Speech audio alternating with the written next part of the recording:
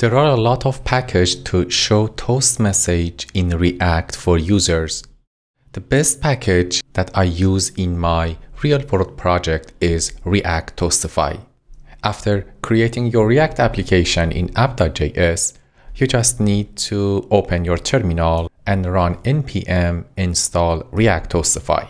Then import toast container and toast from React.js and import react.js.css from react-js/dist in node module folder. To show a toast message, I'm going to create a button and set the caption to notify, and for onClick, define notify function. Let's define notify function in app.js.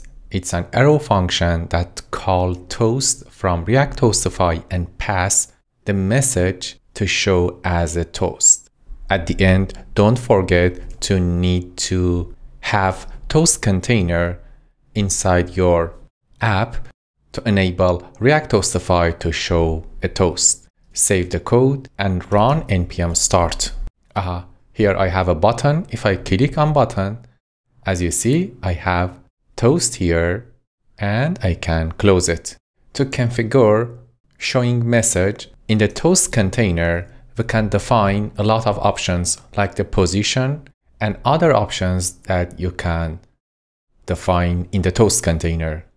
Also, for showing the notify message, we have options and it comes as a second parameter for toast function. Also, you can change toast to toast.info to show info message, success message, warning message, and error message. If I replace it with toast, here is the result.